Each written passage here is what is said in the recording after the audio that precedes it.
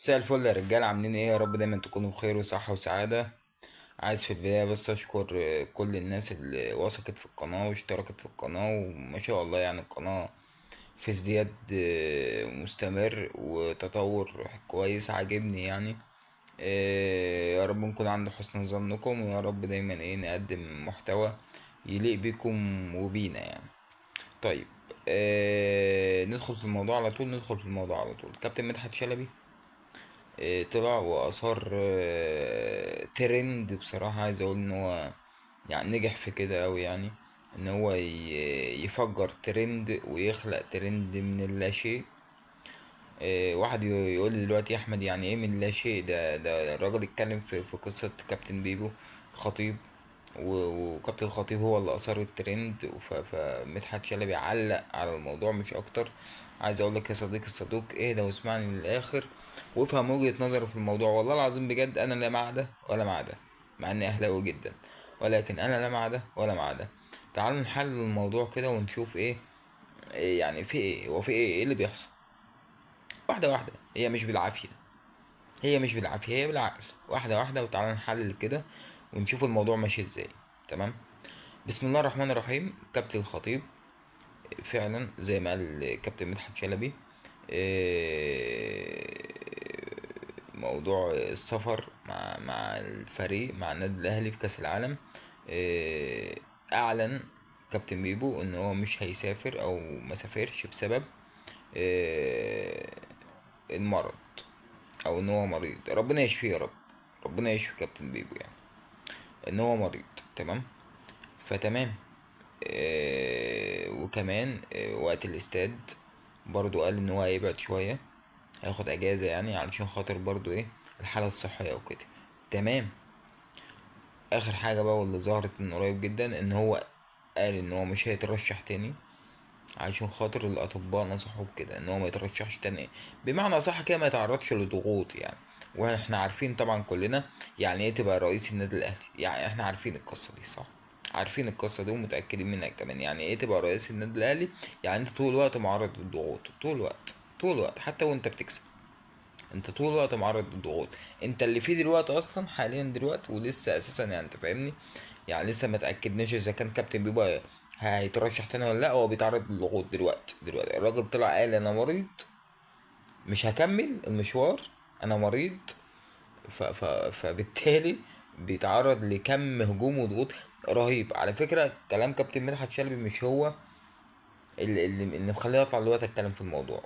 اقسم بالله هي ردود فعل الناس، لان انا قريت تعليقات من الناس رهيبه.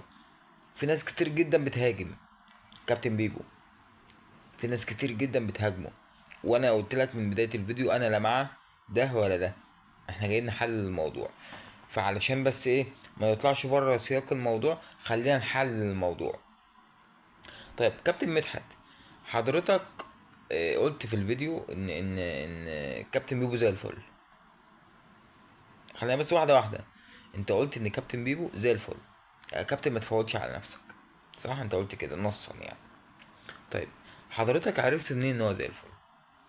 معلش انا اسف، حضرتك عرفت منين ان هو زي الفل؟ انا دلوقتي طالع، شوف بقى اللفظ اللي هقوله لك دلوقتي، بدعي المرض. انا كاحمد ماليش دعوه بكابتن الخطيب، ربنا يشفيه يا رب. انا كاحمد طالع دلوقتي بقول لك انا مريض. تمام. انت اللي قاعد بتتفرج عليا، هتعرف منين صح كلامي من كذبه يعني؟ هتعرف ازاي انا صح فعلا مريض ولا لا؟ هتعرف ازاي؟ دي رقم واحد. يعني اللي انا مستغربه كابتن مدحت عارف ازاي ان كابتن الخطيب زي الفل. تمام. تاني حاجه، حضرتك برضو تاني عرفت منين ان هو ما خدش التأشيرة او ان هو قدم التأشيرة اساسا؟ وان هو ما سافرش بسبب المرض، مش بسبب ان هو ما عرفش يجيب التأشيرة. يعني الكلام يعني بالراحة، بس بالراحة والله. هل كابتن الخطيب يعني الموضوع هيبقى صعب بالنسبة له ان هو يجيب تأشيرة امريكا؟ الموضوع غريب شوية صح؟ يعني ما طلعتلوش تأشيرة ليه؟ طب ليه؟ انت قلت انت مش هتتطرق للموضوع ده، مش هتدخل في التفاصيل دي.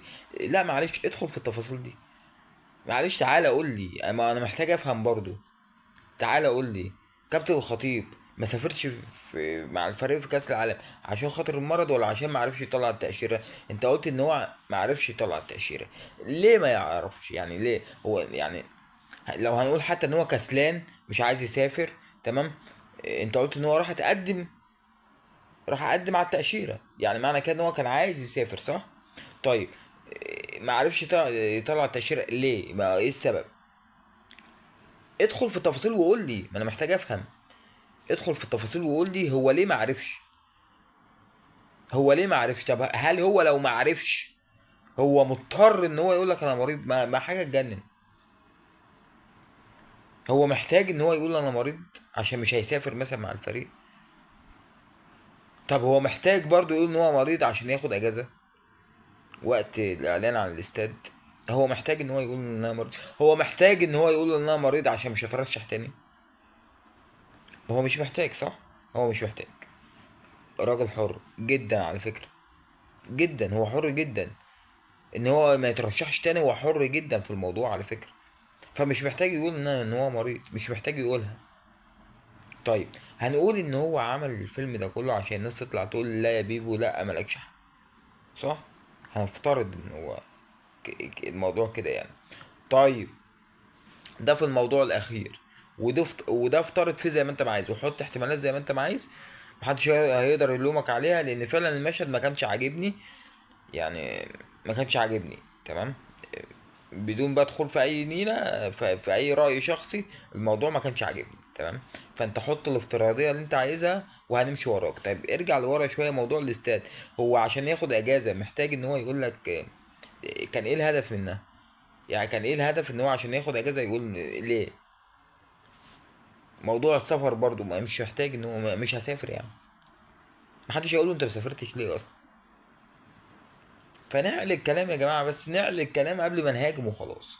تمام. باي.